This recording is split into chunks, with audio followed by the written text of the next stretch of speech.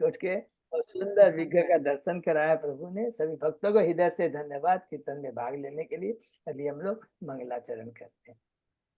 ओम अज्ञानतिमिरान्धस्य ज्ञानाञ्जनशलाकया चक्षुरुन्मीलितं येन तस्मै श्रीगुरुवे नमः। श्रीचैतन्यमनोभीष्टं स्थापितं येन भूतले स्वयं रूप कदा मह्यं ददाति स्वपदान्तिकं।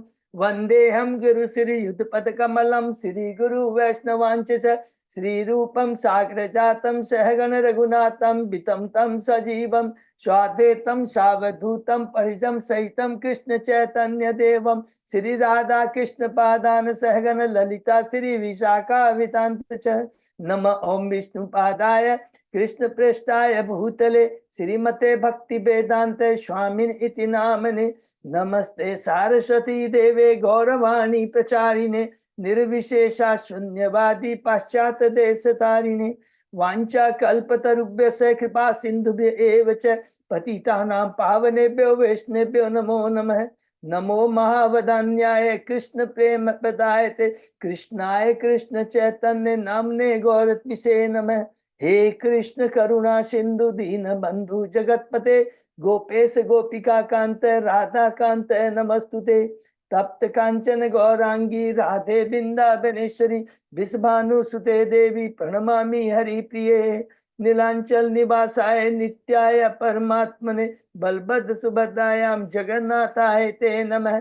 जय श्री कृष्ण चैतन्य प्रभु नित्यानंद श्री अद्वैत गदाधर श्रीवासादि गौर भक्त बिंद मुखम करोति वाचालम पंगु लंघेयं यत्कृपा तमाम वंदे श्री गुरु दीनतारिणं परमानंद माधवम श्री चैतन्य ईश्वरं। हरे कृष्ण कृष्ण कृष्ण हरे हरे हरे राम राम राम हरे हरे। श्री श्री मंगलाचरण की जय, शिला प्रभुपाद की जय। हरे कृष्णा। आज के इस भागवतम चर्चा में सभी भक्तों का हार्दिक स्वागत है। सभी भक्तों के चरणों में मेरा सादर दंडवत प्रणाम है। बहुत ही भाग्यशाली है हम लोग, राधा माधव राधा गोविंद गुरु आचार्य परम वैष्णव की असीम कृपा से हम सब भक्त लोग मिलकर श्री भागवतम के ऊपर चर्चा कर पा रहे हैं। हम लोग देखते देखते कैंटो 6 में पहुंच गए हैं। बहुत ही अच्छा। इस कैंटो 6 के अंदर में क्या है, कौन से विषय के बारे में सबको भूलना नहीं है। पोषणम, भगवान कैसे पोषण करते हैं कि एक बार कृष्ण का नाम ले लिया वो कभी व्यर्थ नहीं जाता है। और जो एक श्लोक पूरा गीता का वो पूरा इस पर चरितार्थ होता। अपि चेत सुदुराचारो भस्ते मामन्य भाग साधु सम्यक व्यवस्थित हो इसे, कि जिसने, जो साधु कौन है, साधु वो है जिसने एक बार ये मन में धार लिया है कि कृष्ण ही मेरे पिता भगवान है, और कृष्ण के शरण में जाकर के अगर कोई भी अपराध हो जाए तो भी भगवान कहते हैं वो साधु है। साधु इसलिए कि उसको तत्व ज्ञान है, कृष्ण ही सब कुछ है। तो ये बहुत इंपॉर्टेंट है। इसके विपरीत कोई नास्तिक भी हो, कितना ही परोपकारी हो, लेकिन कृष्ण से नहीं जुड़ा है, कृष्ण को अपना पिता नहीं मानता, अपने को वो बोलता है कि मैं रोटी दान देने वाला हूं, वो असुर है। एक साधु है, एक असुर है। इसी चीज को इस अध्याय में चरितार्थ किया है। तो हम लोग पढ़ रहे हैं शीर्षक कैंटो 6 का पहला अध्याय। शीर्षक है अजामिल के जीवन का इतिहास है। हम लोगों ने पढ़ा कि किस प्रकार स्टार्ट होता है, कहां से शुरू होता है। लिंक को नहीं भूलना है प्लीज। जब कैंटो 5 खत्म होता है और उसमें 28 नरकों का वर्णन सुनते हैं सुखदेव गोस्वामी जी, परीक्षित मां सुखदेव गोस्वामी से, उनका हृदय विदीर्ण हो जाता है। क्योंकि जो रियल जो भगवान का भक्त होता है वो कितना उच्च कोटि की चेतना होती है कि वो सदैव भगवान के आदेश को सिरोधार्य करके चलता है। भगवान का आदेश कहता है क्या है, जारे देखो तारे को कृष्ण उपदेश हमारा आज्ञा गुरु तारो ए देश। ये सबसे बड़ी भक्ति का ये सिद्धांत, बहुत ध्यान रखना है। क्योंकि जब हम खुद भक्त करते हैं तो अरे हम तो भगवान के संरक्षण में, हम तो वैसे ही निर्भय हैं। भगवान कहते केवल अपना कल्याण से नहीं चलेगा, मैंने तो उसको इसलिए नहीं भेजा है। भक्ति का मतलब है, गुरु का मतलब है, प्रचारक का मतलब है कि दूसरे भक्तों को, दूसरे जीवों को, जो बेचारे अज्ञानी हैं, उनको भक्ति में लाना। ये बहुत इंपॉर्टेंट चीज है। तो परीक्षित महाराज दुखी हो जाते हैं और कहते हैं, हे सुखदेव गोस्वामी, आप मुझे सबसे पहले ये बताइए कि परीक्षित करुणा के सागर कहते हैं, पर मुझे चिंता है कि दूसरे भक्तों का कल्याण कैसे हो। अरे लोग मुक्ति भक्ति का मार्ग क्यों नहीं अपनाते हैं, इसके बारे में मेरे को बताइए। और आपने जो कहा कि जो गलत कार्य करते हैं, पाप कर्म करते हैं, तो उनकी मुक्ति कैसी होगी, तो आप कृपा करके मुझे बताइए। अतः हे परम भाग्यशाली, हे सुखदेव गोस्वामी जी, इस नार की स्थिति से किस प्रकार उनको बचाया जा सकता है, मैं खाली इतना जानना चाहता हूं। देखिए वो कहां बैठे हुए परीक्षित महाराज, मृत्यु की सैया पे, मृत्यु आसन पर है। 2 दिन बाद, कई दिनों से सुन रहे 5 घंटों खत्म हो गया, 6 घंटों है, 7 दिन में पता नहीं 3 दिन खत्म हो गए कि 4 दिन, ये मालूम नहीं है। 2 और 3 दिन खाली बाकी है, लेकिन चिंता कितनी बद्ध जीवों की। उत्तर में सुखदेव गोस्वामी जी क्या करते हैं, उनको टेस्टिंग करने के लिए। तो ये बहुत हम लोग देख अच्छे से क्या करें, टेस्टिंग करते हैं। बोलते हैं हाँ, अगर कोई क्या है ना पाप कर्म करता है तो चिंता करने की दरकार नहीं है। अगर मनुष्य पाप कर्म करता है और अपने इस पाप कर्मों को समुचित मुक्त होना चाहता है तो उसे प्रायश्चित करना चाहिए, और प्रायश्चित करने से क्या उस नारकी लोगों से प्रवेश नहीं करेगा और भीषण कष्ट नहीं उठाएंगे। परीक्षित महाराज बहुत इंटेलिजेंट है। वो कहते हैं मनुष्य सदैव सोचता है, पाप क्यों कर, सदैव सोचता है कि मैं अपने इंद्रियों का भोग करूं, भोग करता है, दंड खाता है, और इस तरह का गलत करना, अपवित्र कार्य करना, फिर इसके लिए प्रायश्चित करना। कितनी इंपॉर्टेंट बात लिखते हैं। अरे ये तो उस तरह है जिस प्रकार हाथी के स्नान के समान। हाथी क्या करता है, ये बहुत इंपॉर्टेंट चीज है। ये हम लोग देखिए सब ये हमारे सब लोगों पे एप्लीकेबल है। हाथी के समान है। हाथी स्नान करके आता, हाँ मैं एकदम शुद्ध हो गया, फिर आता है जमीन पर और पटक कर करके पूरे शरीर पर धूली छिड़क देता है। तो सुखदेव गोस्वामी जी खुश हो जाते हैं, फिर कहते हैं अच्छा देखिए ये जो कर्म कांड करता है, पाप कर्म करता है, ये जानते हो किस लिए होता है, क्योंकि उनको ज्ञान नहीं है। अतः असली प्रायश्चित तो पूर्ण ज्ञान यानी वेदांत में प्रबुद्ध होता है। जिसे पूर्ण ज्ञान होता है वो गलती नहीं करता है। उसके बाद में तुरंत परीक्षित महाराज समझ गए कि यहाँ भी मेरे गुरुदेव मुझे टेस्टिंग कर रहे हैं।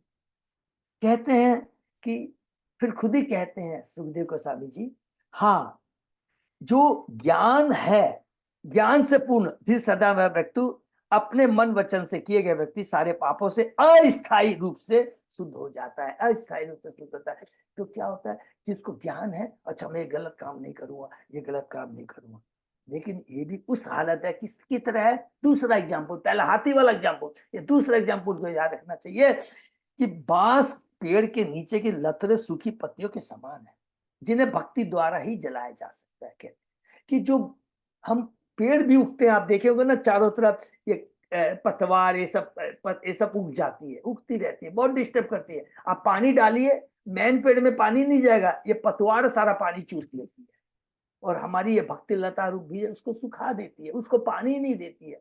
तो बोलते हैं क्या हुआ, ये एकदम दूसरा एग्जाम्पल उसको याद रखेंगे कि हमने लिखा है कि सिगरेट डब्बे पे लिखा है smoking is injurious for health. ज्ञान है ना, स्मोकिंग की इंजीरियर, फिर भी उसके बाद में सिगरेट पीते हैं।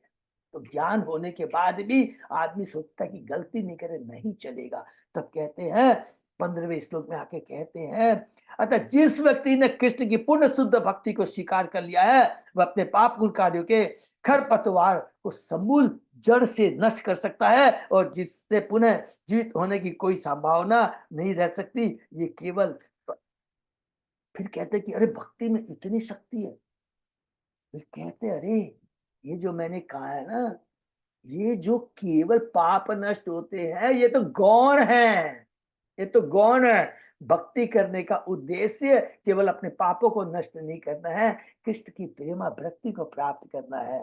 हे परीक्षित, एक पापी व्यक्ति केवल तपस्या, ब्रह्मचर्य, ज्ञान मेरे द्वारा अपने प्रायश्चित से अन्य साधनों संपन्न करके मात्र पापी से शुद्ध नहीं होता, बल्कि वह भगवान कि प्रामाणिक भक्त की सेवा में लग जाता है और उनसे वह सीख लेता है कि अपना जीवन किस प्रकार किसके चरण कमलों में समर्पित करना चाहिए, तो वह पूर्णतः शुद्ध हो जाता है। तो इसका मतलब क्या हुआ कि जब हम भक्ति कर एक बार ठान लेते हैं कि भक्ति ही सर्वोपरा है, मुझे भक्ति करनी है, तो हम लोग कहते हैं ना गुरु के बिना, एक और आज हम लोग सूक्ष्म बात करते हैं कि गुरु के बिना भगवान तक नहीं पहुंच सकते। अब प्रश्न उठता है गुरु को कौन भेजता है, ये चीज को भी अंडरलाइन, कृष्ण ही गुरु को भेजते हैं।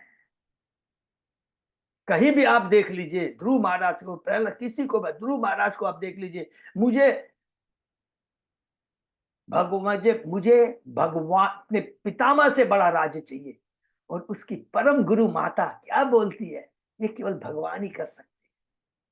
तो वो यहाँ पर आता है जंगल में किस लिए आता है, भगवान की भक्ति के लिए आता है, भगवान की तपस्या करने के लिए आता है। जब भगवान देखते हैं कि मेरा भक्त तपस्या के लिए आ रहा है, तुरंत उन्होंने नारद मुनि को भेज दिया। ये बहुत इंपॉर्टेंट चीज याद रखेंगे। तो गुरु को भी भगवान ही भेजते, हमको करना खाली क्या, एक खाली इच्छा व्यक्त करनी है। फिर सुखदेव गोस्वामी जी आगे कहते, जो पिछली क्लास में हमने पढ़ा, हे राजा परीक्षित, जिस प्रकार सूरा से युक्त पात्र को अनेक नदियों के जल के धोने पर भी शुद्ध नहीं किया जा सकता, उसी तरह भक्तों को प्रायश्चित की विधियों से शुद्ध नहीं बनाया जा सकता। एक ही सेंटेंस में सब कुछ कह दिया। जितना भी आप प्रायश्चित कर लीजिए, कितना भी आप माने क्या बोलते हैं योग शक्तियां प्राप्त कर लीजिए, योग शक्तियां, नम यम नियम आसन प्राणायाम, देवताओं की पूजा कर लीजिए, यज्ञ कर लीजिए, वो उसी तरह है जिस तरह एक शराब के प्यालों को हम नदियों के जल से सफा नहीं कर सकते। प्रभुपाद कहते हैं कि सूरा एवं विष एक ही कोटि के आते हैं, क्योंकि नरोत्तम दास ठाकुर ने कहा है कर्म कांड ज्ञान कांड केवल विषय रे भांड। विषय देखिए, विषय और विष दो चीज होती है। विषय का मतलब हो गया भौतिक चीजों के प्रति आसक्ति, और विष क्या हो गया, जहर। एक बार विष लेते हैं तो मर जाते हैं, लेकिन जो विषय है बार बार जन्म मृत्यु जरा व्याधि में घुमाता रहता है, एक बार नहीं बार बार मारता रहता है। ये विषय इतना खतरनाक है भौतिक चीजों के प्रति आसक्ति। अतः जो भगवान कृष्ण के नाम रूप गुण लीलाओं के प्रति आकृष्ट हो चुके हैं, तो उन्होंने प्रायश्चित की सही विधि को स्वीकार कर लिया है। अतः प्रायश्चित की सही जो विधि है वो है भगवान के शरणागत होना। ऐसे शरणागत व्यक्तियों को यमराज या उसके यमराज उसको आने की तो बात छोड़ दो, सपने में भी दिखाई नहीं देते हैं। ये हमने पढ़ा, और इस चीज को प्रूफ करने के लिए सुखदेव गोस्वामी जी परीक्षित महाराज को अजामिल की कथा सुनाते हैं।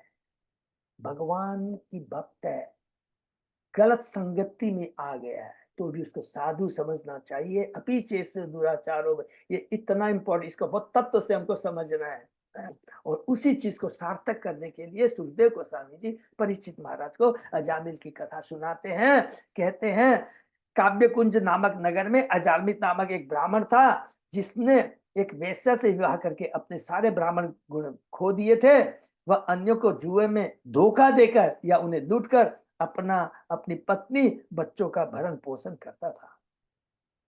तो प्रभुपाद जी यहाँ पर बहुत इंपॉर्टेंट बात कहते हैं। जैसे वेश्या की बात आती है, प्रभुपाद जी एक ही बात कहते हैं, हम अपने कृष्ण भावना आंदोलन में सबसे पहले अवैध यौन से बचने की सलाह देते हैं, क्योंकि यही गर्हित जीवन की शुरुआत है। इसके बाद धीरे धीरे जीव मनुष्य मांसाहार, जुआ खेलना, नशा करना सीख जाता है। सबसे पहला है गर्हित कार्य, वो है फॉर रेगुलर पेंशन में अवैध संग। इस प्रकार गर्हित पापों कार्यों से अपना जीवन बिताते हुए उसके जीवन के 88 वर्ष बीत गए। उसके इस वृद्धावस्था में 10 पुत्र थे, उनमें से सबसे छोटे पुत्र का नाम नारायण था, जिससे वह अत्यधिक प्यार करता था और हमेशा नारायण कह कहकर पुकारता रहता था। प्रभुपाद जी कहते हैं यहाँ पर हरि नाम का महत्व, नारायण हरि नाम का महत्ता के बारे में बताते हैं। कहते हैं यद्यपि अजामिल आदि नारायण को नहीं बुला रहा था, बल्कि अपने उस छोटे बच्चे को पुकारता था जिसका नाम नारायण था। किंतु नारायण नाम इतना शक्तिशाली है कि अपने बालक का नाम पुकारने पर भी वह शुद्ध बनता जा रहा था।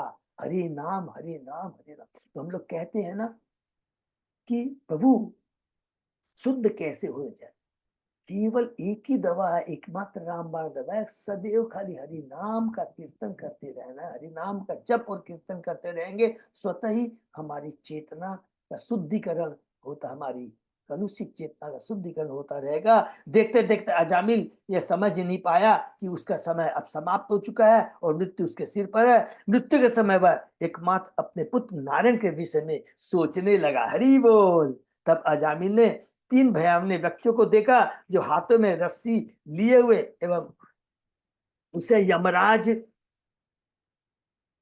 के पास में ले जाने के लिए आए थे। यह देखकर अजामिल अत्यधिक भयभीत हो गया एवं उसने अपने छोटे पुत्र नारायण को जोर जोर से पुकारा। इस तरह उसने नारायण के पवित्र नाम का 12 बार कीर्तन किया, जप किया, उच्चारण किया। प्रभुपाद जी कहते हैं अजामिल ने अपने शरीर, मन तथा वाणी से पाप कर्म किए थे, इसलिए 3 यमदूत आए। उसी समय जब विष्णु दूतों ने मरणासन अजामी के मुख से अपने स्वामी के पवित्र नाम को सुना तो वे तुरंत वहां आ गए। हरि बोल।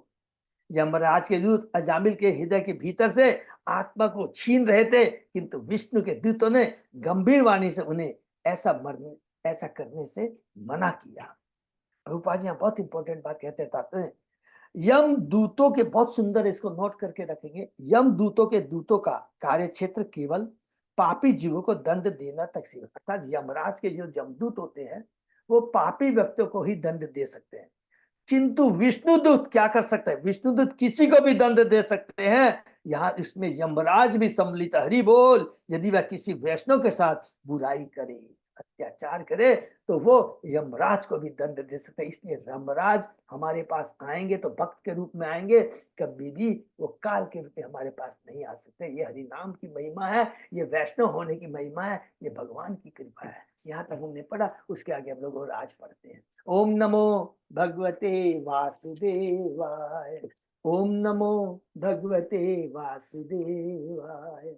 ओम नमो भगवते वासुदेवाय। नारायण नमस्कृत्य नरं चैव नरोत्तमं देवी सरस्वती व्यासं ततो जयम् उदीरये। नष्टायेषु अभद्रेषु नित्यं भागवत सेवया भगवती उत्तम श्लोके भक्ति भवति नैष्टिकी। कृष्णाय वासुदेवाय देवकी नंदनाय च नंद गोप कुमाराय गोविंदाय नमो नमः। आराधयो भगवान ब्रजेश तनय ततदाम बिंदावनम रमया काचित उपासना व्रजवधु वर्गेण्य कल्पिता। श्रीमद्भागवतम प्रमाणम अमलम प्रेमापुमर्तो महान श्री चैतन्य महाप्रभो मतमिदम तत्आदरो न पर। हरे कृष्ण कृष्ण कृष्ण हरे हरे, हरे राम राम राम हरे हरे। कैंटो 6 चैप्टर 1 शीर्षक अजामिल के जीवन का इतिहास, श्लोक नंबर 32। प्रभु ठीक है? हाँ प्रभु। ओके। उचु निषेधिता तांते व्यवस्थ पुरसरा के यूयम प्रतिषेध धारो धर्मराजस्य शासनम। जब सूर्यपुत्र यमराज के दूतों को इस प्रकार मना किया गया तो उन्होंने उत्तर दिया, महाशय आप कौन है जिन्होंने यमराज के अधिकार क्षेत्र को ललकारने की धृष्टता की? यमराज सूर्यपुत्र, हम लोगों ने डिस्कस किया था, यहाँ भी लिखा है सुखदेव गोस्वामी ने, और यमुना जी भी क्या है सूर्य की पुत्री है। तात्पर्य, अजामिल अपने पाप कार्यों के अनुसार यमराज के अधिकार के अंतर्गत था, क्योंकि यमराज को समस्त जीवों के पापों पर विचार करने के लिए परम न्यायमूर्ति के रूप में नियुक्त किया गया था।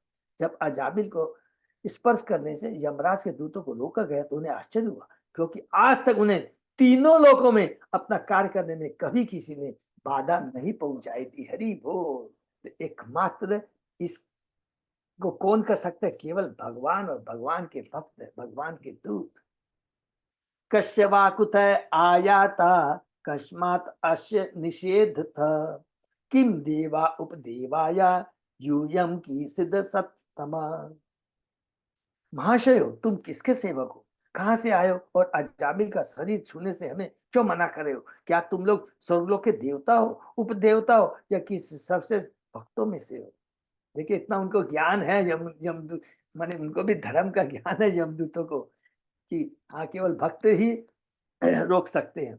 इस श्लोक में प्रयुक्त सबसे महत्वपूर्ण शब्द सिद्ध सप्तमा है, जिसका अर्थ है सिद्धों में सर्वश्रेष्ठ। भगवद गीता में कहा गया, मनुष्य नाम शास्त्र तो कश्चित यतति सिद्ध ही। लाखों पर से कोई एक सिद्ध अथवा दूसरे शब्दों में स्वरूप सिद्ध बनने का प्रयास करता है। स्वरूप सिद्ध व्यक्ति जानता है कि वह शरीर नहीं अपितु आध्यात्मिक आत्मा अहम ब्रह्मास्मि। संप्रति प्राय सारे लोग इस तथ्य से अवगत है, किंतु जो इसे समझता है कि वह सिद्धि प्राप्त कर चुका होता अतः सिद्ध कहलाता है। जब मनुष्य समझता है कि वह परमात्मा का विभांश है नंबर 1, और तब परमात्मा की भक्ति में अपने को लगाता है, तो वह सिद्ध सतम बन जाता है। तब वह बैकुंठ लोक कृष्ण लोक में रहने का पात्र बन जाता है। तो दो चीज है, एक एक चीज को समझ गई। जिसको यह ज्ञान हो जाता है हम शरीर नहीं, मैं आत्मा है, नहीं चलेगा, ये है ज्ञान, बिगिनिंग है। लेकिन जब तक अपने को भक्ति में नहीं लगाता है, हो सकता है कि हम तीनों गुणों से ऊपर उठ करके ब्रह्म ज्योति माने भौतिक जगत को पार कर जाए, नहीं जब तक भक्ति नहीं करेंगे तब तक हम बैकुंठ लोक भगवान कृष्ण लोक में नहीं जा सकते। चूंकि यमदूत यमराज के सेवक है, तो कि जो कि कृष्ण स्वयं सिद्ध सत्वों में से एक है, अतः वे जान गए कि सिद्ध सप्तम देवताओं तथा उप देवताओं के ऊपर है, और इतना ही नहीं इस जगह के सारे जीवों के ऊपर। हरि बोल। इसलिए यमदूतों ने विष्णुदेव से पूछा कि वे लोग उस स्थान पर कैसे उपस्थित है जहाँ एक पापी मरने वाला है। यह भी ध्यान देने की बात है कि अजामिल अभी भी मरा नहीं था, ये बहुत इंपॉर्टेंट चीज है, क्योंकि यमदूत उसके हृदय से आत्मा निकाल नहीं सके थे। अतः अजामिल अभी मरा नहीं था। इसका उद्घाटन बाद के श्लोकों में होगा। जब यमदूतों तथा विष्णु दूतों के मध्य वाद विवाद चल रहा था, तो अजामिल अचेतन अवस्था में था। वाद विवाद से इस बात का निश्चय होना था कि अजामिल की आत्मा पर किसका दावा है। उसके शरीर से आत्मा जब तक नहीं निकलती है तो हम तो जीवित ही हैं। एक बार आत्मा निकल जाती है तो ये शरीर क्या है, मृत कहलाता है। सर्वे पद्म पलाशाक्षा पीतकोशेय वाशसः किरीटिन कुंडिलिनो लसत पुष्कर मालिन सर्वे च नूत्न वैश सर्वे चारु चतुर्भुजा धनु निशंग अशी गदा शंख चक अंबुज श्रिय दिशो विति मरालोका कुर्वन्त श्वेन तेजसा किमर्थ धर्म पालय किंगरानो निषेध था। यमदूतों ने कहा, तुम लोगों की आंखें कमल के फूल के पखंडियों जैसी है। देखिए यमराज कितना उनको ग्लोरीफाई कर रहे हैं, क्योंकि इतने भगवान के भक्तों में तेज होता है।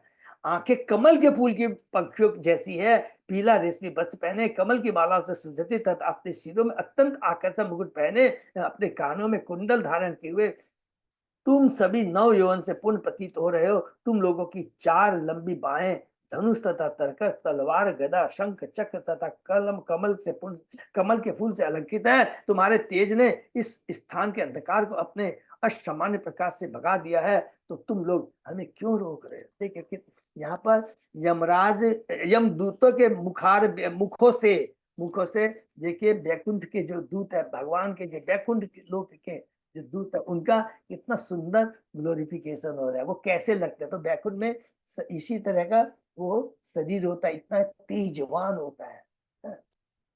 कोई मनुष्य किसी भारी व्यक्ति से परिचित कराए जाने से पहले ही उसकी वेशभूषा, शारीरिक बनावट तथा स्वभाव से परिचित हो जाता है और उसकी स्थिति को समझ सकता है। अतः जब यमदूत ने पहले पहल विष्णु दूतों को देखा तो उन्हें आश्चर्य हुआ। उन्होंने कहा, अपनी शारीरिक बनावट से तुम लोग अति भद्रपुरुष प्रतीत होते हो, और तुम्हें ऐसी स्वर्गिक शक्ति है कि तुमने अपने तेज से इस भौतिक का अंधकार मिटा दिया, तो फिर तुम लोग हमें अपना कार्य करने से क्यों रोक? आगे यह बतलाया जाएगा कि यमदूतों ने धोखे से अजामिल को पापी मान दिया था। उन्हें यह ज्ञात नहीं था कि यद्यपि वह अपने सारे जीवन में पापी रहा, किंतु नारायण के पवित्र नाम का निरंतर उच्चारण करते रहने से वह शुद्ध हो चुका था। दूसरे शब्द में, जब तक कोई स्वयं वैष्णव न हो वह दूसरे वैष्णव के कार्य को नहीं समझ सकता। हरि बोल। इन श्लोकों में बैकुंठ लोक के निवासियों की वेशभूषा तथा शारीरिक बनावट का सही सही वर्णन हुआ है। बैकुंठ के निवासी मालाओं तथा पीले रेशमी वस्त्रों से सुसज्जित रहते हैं। उनके 4 भुजाएं होती है जिनमें वे अस्त्र धारण किए रहते हैं। इस तरह वे भगवान विष्णु से अत्यधिक सादृश्य लगते हैं। उनकी शारीरिक बनावट स्वरूप नारायण जैसी ही होती है, क्योंकि उन्हें शारीरिक मुक्ति प्राप्त हुई रहती है, किंतु फिर भी वे सेवकों का कार्य करते हैं। बैकुंठ लोक के सारे निवासी यह जानते हैं कि उनके स्वामी नारायण या कृष्ण है और वे सब उन्हीं के सेवक हैं। वे सभी स्वरूप सिद्ध हैं जो कि नित्य मुक्त है। यदि वे अपने को नारायण या विष्णु घोषित कर सकते हैं, किंतु वे ऐसा नहीं करते हैं। वे सदैव कृष्ण भावना भावित रहते हैं और अति श्रद्धा पूर्वक भगवान की सेवा करते हैं। इसी तरह जो व्यक्ति कृष्ण भावनामृत के माध्यम से भगवान कृष्ण की श्रद्धा पूर्वक सेवा करता है, वो सदैव बैकुंठ लोक में रहता है। उसे भौतिक जगत से कुछ भी लेना देना नहीं रहता।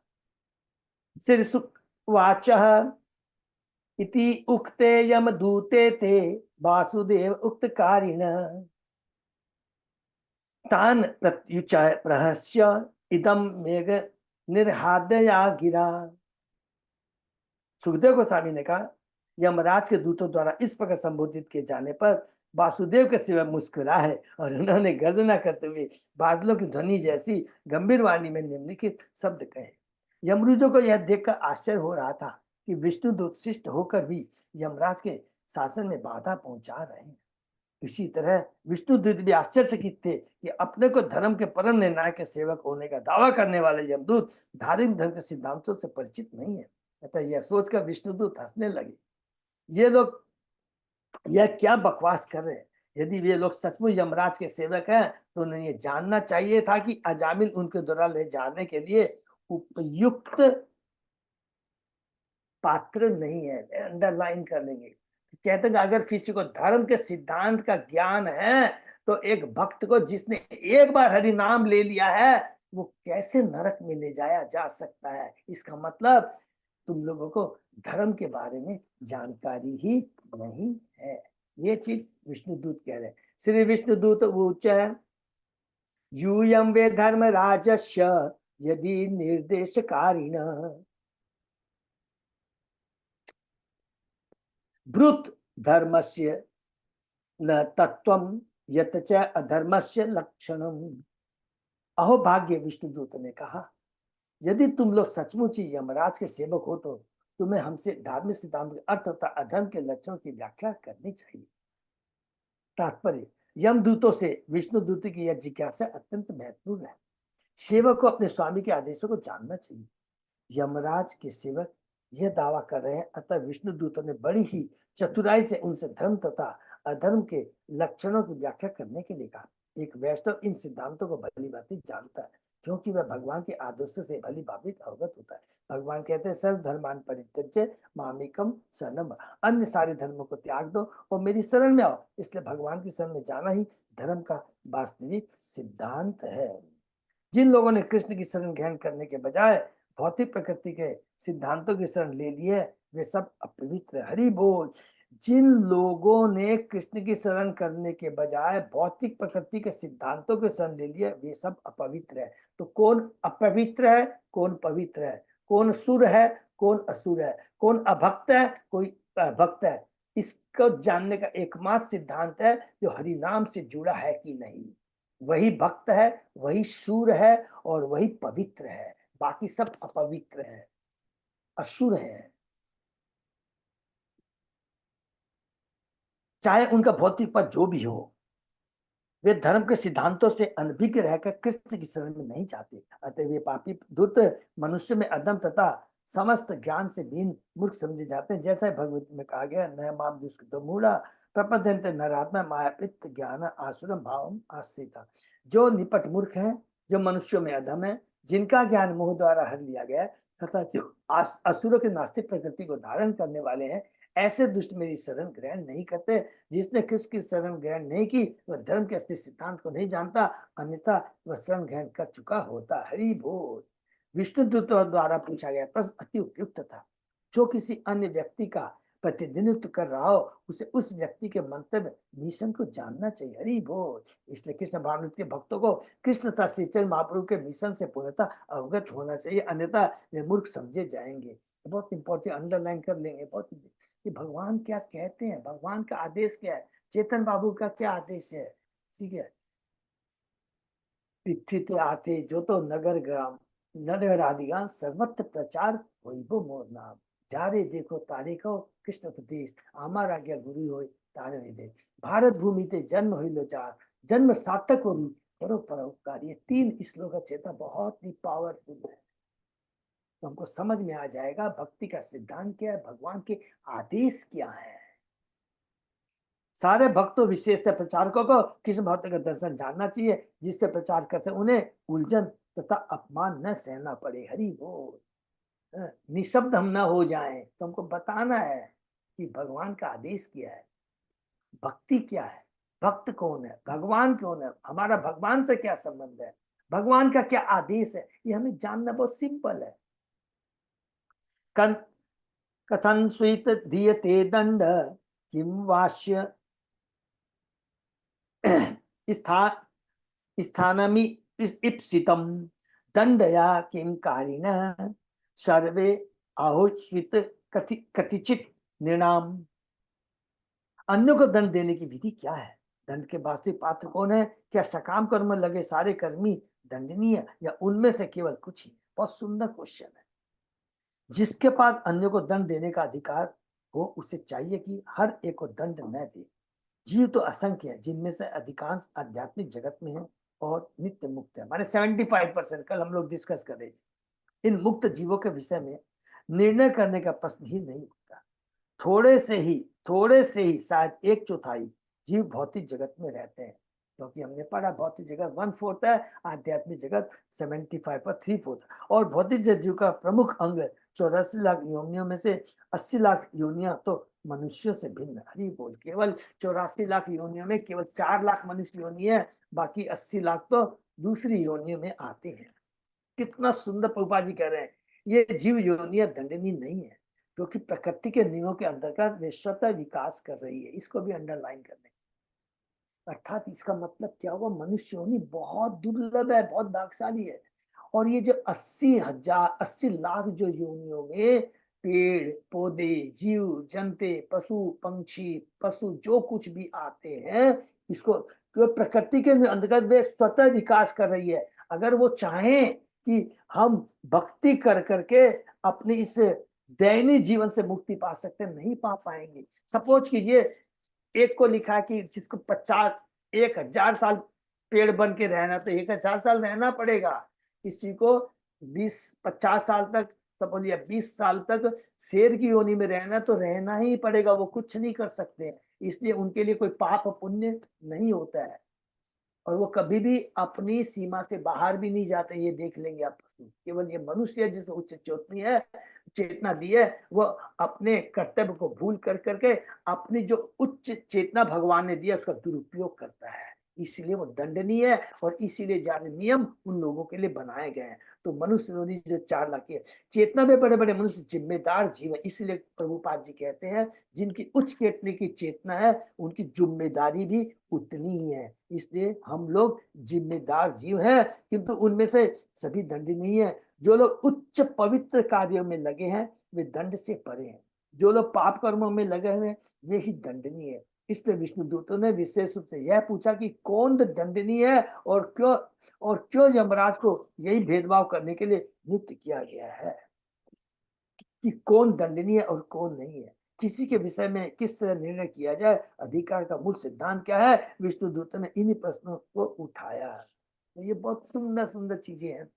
पहले पाप कर्म है, फिर पुण्य कर्म है, उसके बाद में अलग चीज है भक्ति। ठीक है, हम पाप कर्म नहीं किए, हम नरक में नहीं जाएंगे, दंडनीय नहीं है। तो क्या हमें खाली पुण्य कर्म करने? नहीं, इससे हम बहुत तक नरक में नहीं जाएंगे, स्वर्ग में चले जाएंगे, पुनः वापस आना पड़ेगा, फिर वही जन्म मृत्यु व्याध आदि का चक्कर चलता रहेगा। अर्थात बोलने का मतलब ये है, जो पुण्य कर्म करता है, जो पाप कर्म करता है, दोनों जेल में रहते हैं, और भगवान ने भक्ति दी है इस जेल से निकलने के लिए। और इस जेल से निकलने के लिए एकमात्र रामबाण दबा हरि नाम। यमदूत वाच वेद प्रणिहितो धर्मो ही अधर्म तत् विपर्यय वेदो नारायण साक्षात स्वयंभू इति सुश्रुमः। यमदूतों ने उत्तर दिया, जो वेदों द्वारा संतुत है वही धर्म है और इसका विलोम अधर्म है। वेद साक्षात भगवान है, नारायण है और स्वयं उत्पन्न हुए। हमने यमराज से यह सुना। देखिए उनको भी पूरा ज्ञान है? क्यों ज्ञान है? कोई भी बोल सकता है, बहुत सिंपल है। अरे उनके जो बॉस हैं यमराज 12 महाजनों में एक हैं। भगवान के परम भक्त यमराज 12 महाजनों में एक है, तो उनको ज्ञान है। उनके गुरु यमराज के सेवकों ने एकदम सही उत्तर दिया। उन्होंने धर्म या अधर्म के नियमों को गढ़ा नहीं, उल्टे उन्होंने यमराज के मुख से जो सुना था उसे बतला दिया। यही शिष्य का कार्य होता है। गुरु से जो प्रामाणिक गुरु से जो कुछ सुने एज इट इज उसे बोल दे। महाजनों ये गतर सपनता। मनुष्य को चाहिए कि महाजन यानी अधिकार प्राप्त व्यक्ति का अनुसरण करे। यमराज 12 अधिकारियों महाजनों में से एक है, इसलिए यमराज के सेवकों अर्थात यमदूतों ने पूर्ण स्पष्टता का उत्तर दिया कि हमने सुना है। सुश्रम कहा, आधुनिक सभ्यता के सदस्य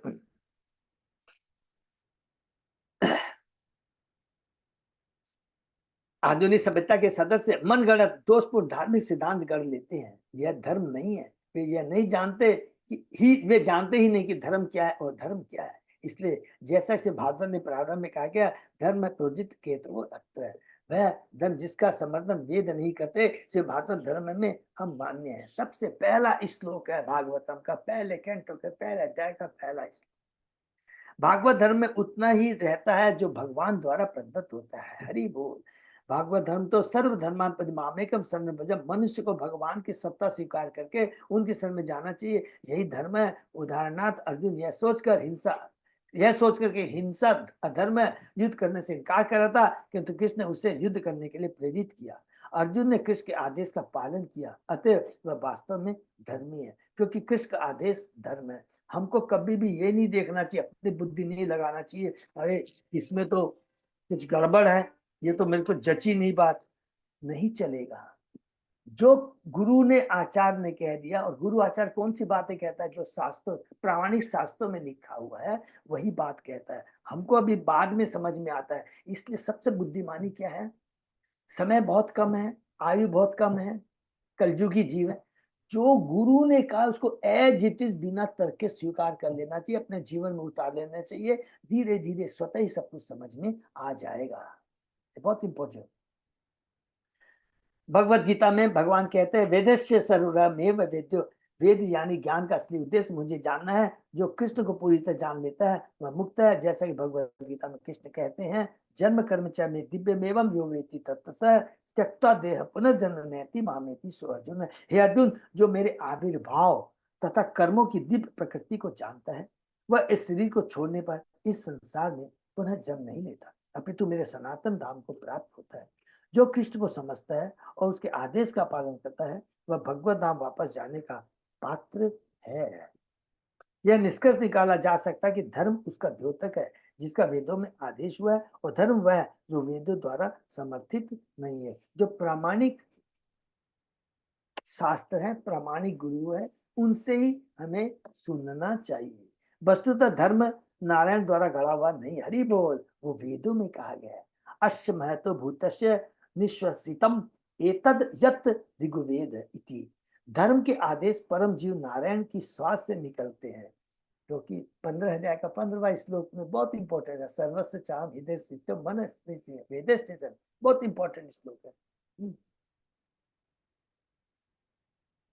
मध्व गौड़ संप्रदाय के आदि श्री मध्वाचार्य कहते हैं, वेदा नाम प्रथमो वक्ता हरि रेव यतो विभु अतो विष्णुवात्मका वेदा इत्याहु वेद वादिन।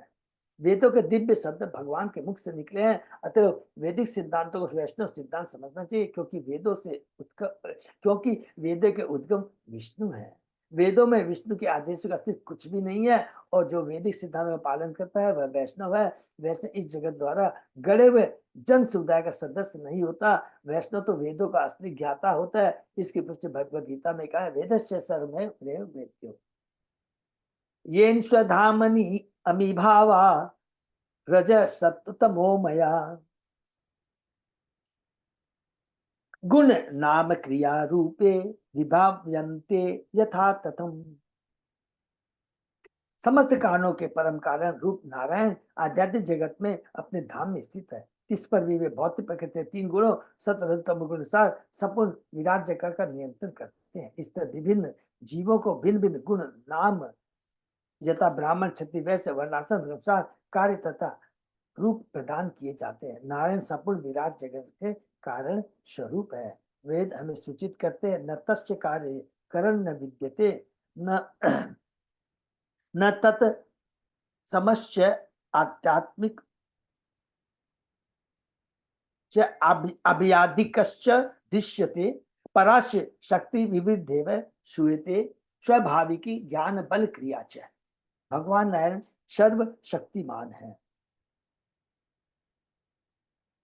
उनकी शक्तियां विविध है, अतः वे अपने धाम में बने रहने में समर्थ है और बिना प्रयत्न के वे तीनों गुणों सतोगुण रजो तमोगुण की अनोन्य क्रिया के माध्यम से संपूर्ण विराट जगत का निरीक्षण तथा संचालन कर सकते हैं। इन क्रियाओं से विभिन्न रूप शरीर कार्य तथा परिवर्तन उत्पन्न होते रहते हैं और वे भली भांति घटित होते हैं।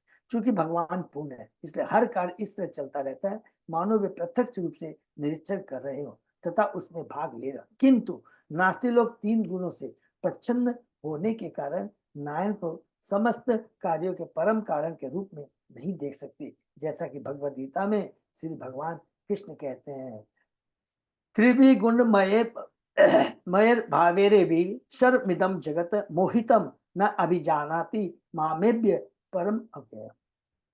तीनों गुणों के द्वारा मोहग्रस्त यह सारा संसार मुझ गुणाती तथा अविनाशी को नहीं जानता।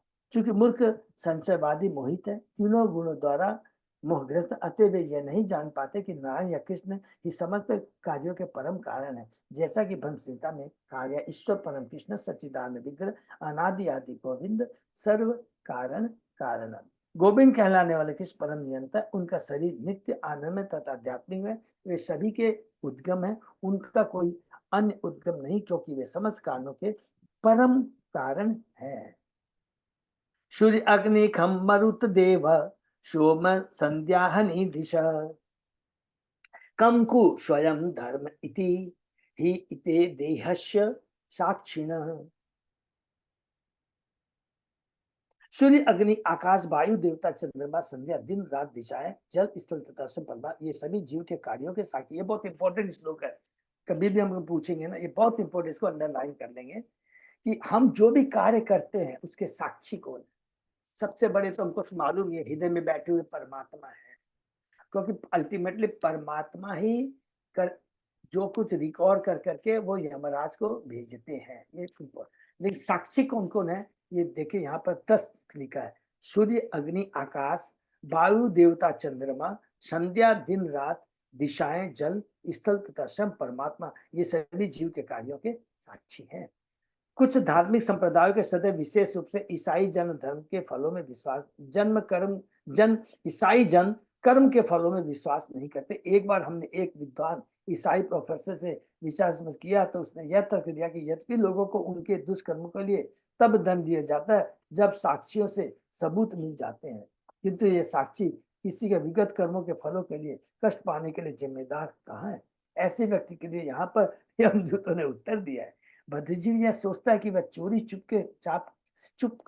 चुप के कार्य कर रहा है और उसके पाप कर्मों को कोई नहीं देख सकता, किंतु शास्त्रों से उसे यह समझ लेना चाहिए कि साक्षी अनेक हैं तथा यथा सूर्य अग्नि आकाश वायु चंद्रमा देवता संध्या दिन रात दिशाएं जल स्थल तथा प्रत्येक आत्मा हृदय में आश्रित साक्षात परमात्मा। साक्षियों की कमी कहाँ है।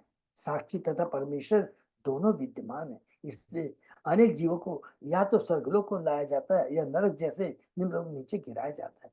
इसमें कोई त्रुटि नहीं हो पाती, क्योंकि हर वस्तु की व्यवस्था परमेश्वर के प्रबंध द्वारा की जाती है। स्वाभाविक ही ज्ञान बल क्रिया च, बहुत इंपॉर्टेंट चीज लिखा है इस श्लोक में। जिन साक्ष्यों का लोग है वे अन्य वैदिक ग्रंथों में भी उपलक्षित है। आदित्य चंद्रमा नीलो अनलश्च द्यो भूमि रापो हृदय यमश्च अहश्च रात्रिश्च उभे च संध्ये धर्मो अपि जानाति नरस्य ऋतम। ये जो ऊपर में लिखा माने अलग अलग कौन कौन जो साक्षी हैं। एते अधर्मो विज्ञात स्थानम दंडस्य युज्यते सर्वे कर्म अनुरोधेन दंडम अर्हन्ति कारिणः। दंड के पात्र वे हैं जिसकी पुष्टि इन अनेक साक्षियों ने की है कि वे निर्दिष्ट नियमित कार्यों से विचलित हुए हैं। सकाम कर्मों में लगा हुआ प्रत्येक व्यक्ति अपने पाप कर्मों के अनुसार दंड दिए जाने के लिए उपयुक्त होता है। संभवन्ति ही भद्राणि विपरीतानि चानघा कार्य नाम गुण संगो अस्ति देहवान न ही अकर्मकृत। हे वैकुंठवासियों, तुम लोग निष्पाप हो, किंतु इस भौतिक जगत के भीतर रहने वाले सारे वासी कर्म, चाहे वे शुभ कर्म कर रहे हो या अशुभ, ये दोनों प्रकार के कर्म उनके लिए संभव, क्योंकि ये प्रकृति के तीनों गुणों द्वारा कलुषित रहते हैं और उन्हें तदनुसार कर्म करना पड़ता है। जिसने भी भौतिक शरीर स्वीकार किया है वह निष्क्रिय नहीं हो सकता और प्रकृति के तीन गुणों के अधीन कर्म करने वाले के लिए पाप कर्म से बच पड़ना। इसको अंडरलाइन करने की कितनी पावरफुल बात है। जिसने भी भौतिक शरीर स्वीकार किया है वह निष्क्रिय नहीं हो सकता, क्योंकि तीन गुणों के प्रेशर में आकर कोई ना कोई तो कार्य करेगा ही, और तीन गुण अधिक कर्म करने वाले के लिए पाप कर्म से बच पाना बहुत ही मुश्किल है, असंभव है। इसलिए इस जगत के सारे जीव दंडनीय है। तो हम बड़ा सूक्ष्म प्रश्न, कोई बोलेगा प्रभु हमने तो बहुत पुण्य कर्म किए, इसने पुण्य कर्म किए, वो भी दंडनीय है। दंड उसका क्या है?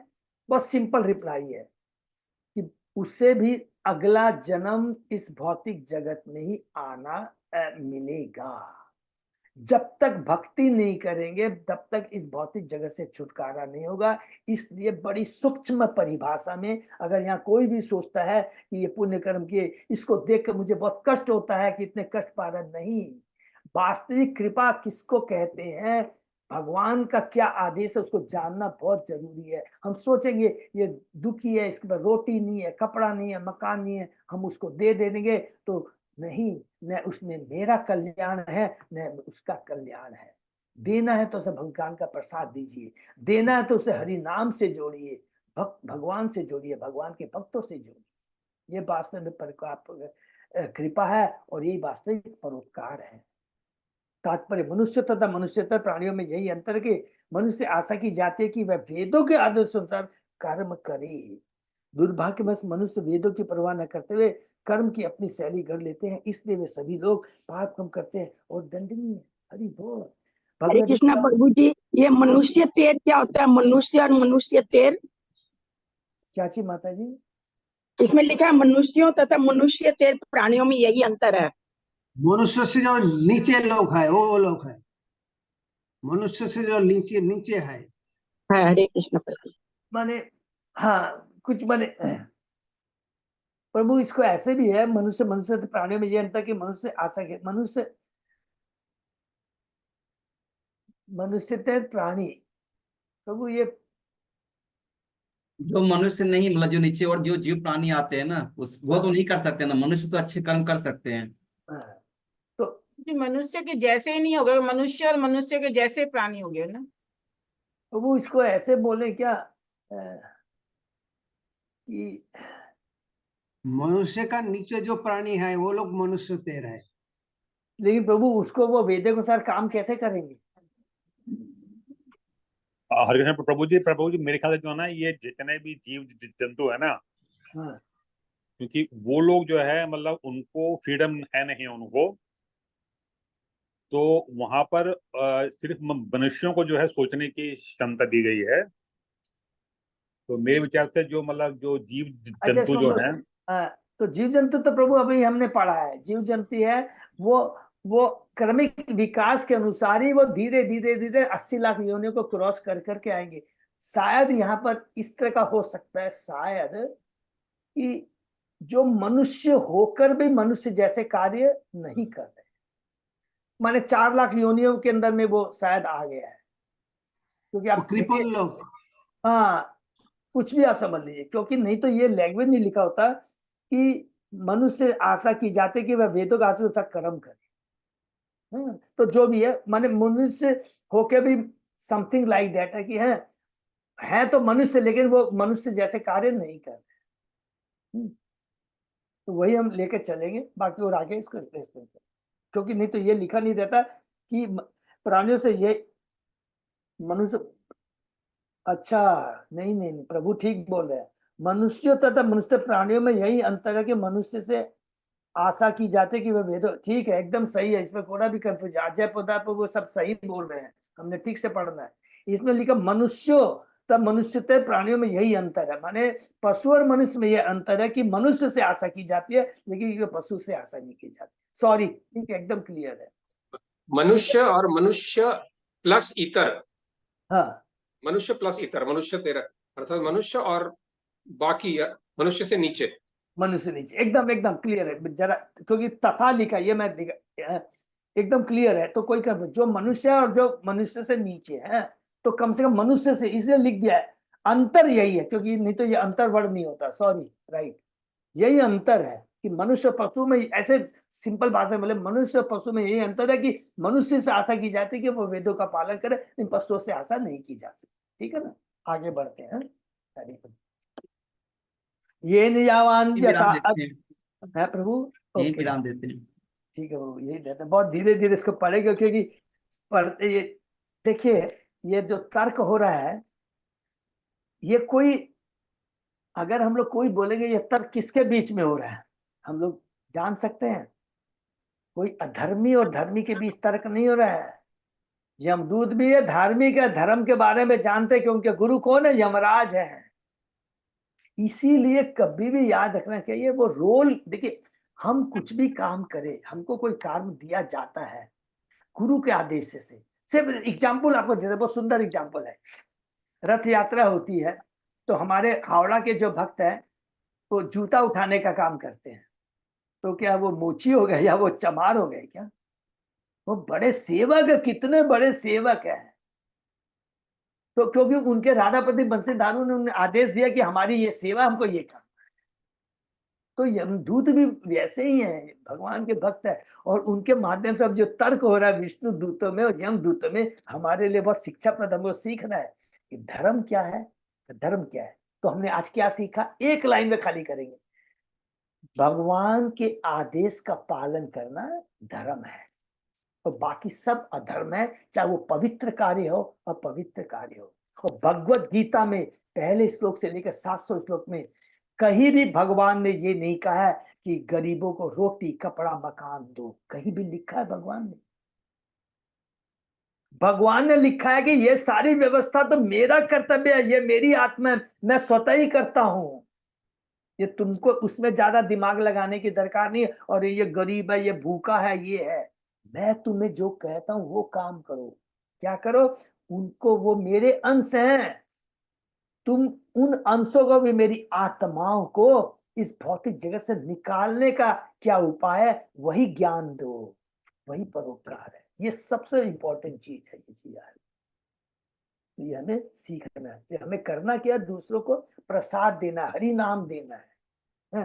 तो अदरवाइज सब लोग क्या करें, 99% अभी भी क्लास में आते हैं, बोलते हैं मानव सेवा, माधव सेवा। प्रभु यही तो जीवन का लक्ष्य है, इसी में तो आनंद है, यही तो हमारा कर्तव्य। अरे तुम्हारा पहले अपना तो कल्याण कर ले, तुम ये करके पहले ये तो देखो कि तुम भौतिक जगत में पुनः आओगे, हाँ ज्यादा से ज्यादा स्वर्ग लोक में जाओगे, और कुछ करोड़ों वर्ष तक रहने के बाद, जितने भी लाखों वर्ष रहने, पुनः वापस आना पड़ेगा। उस आने के बाद क्या गारंटी है कि 3 गुणों के प्रभाव से आके तुम भी पाप कर्म नहीं कर बैठो?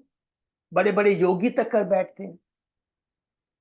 तो बहुत सूक्ष्म ये ज्ञान है, भगवद गीता का इतना दिव्य ज्ञान है, गुरु का जो ज्ञान है, बार पढ़ते पढ़ते पढ़ते अवश्य हमारी चेतना में थोड़ा बहुत परिवर्तन जरूर आएगा। हरे कृष्णा, तो ये तो विराम देते हैं। और प्रभु अध्याय प्रभु कोई अनाउंसमेंट है प्रभु? ये तो सेकंड ऐसा कुछ नहीं है, बस कुछ रामनवमी नहीं। आएगा, उसका ओके, फेस्टिवल रामनवमी है, फेस्टिवल का 17 अप्रैल को बगल में आ गया, एक सप्ताह रह गया, तो सब लोग हैं। और प्रभु ये जो आपने इसके लिए कहा था, कीर्तन के लिए कहा, तो हमारे जगन्नाथ ग्रुप से कोई आया है क्या आपके पास? नहीं, कोई कंफर्म तो नहीं किया प्रभु जी। नहीं किया ना, अच्छा। अभी भी पता नहीं स्लॉट खाली है कि नहीं, वो भी देख लीजिएगा। अगर हो तो आप लोग अजय प्रताप से हम लोग कांटेक्ट कर सकते हैं, हम लोग कीर्तन कर सकते हैं। ठीक है, हरे कृष्णा, हरे कृष्णा, दंडवत प्रणाम। बड़ा हरे कृष्ण से भक्तों का बहुत बहुत धन्यवाद। तो आज के सेशन में विराम देते हैं, फिर कल से स्टार्ट करते हैं। धन्यवाद, प्रणाम।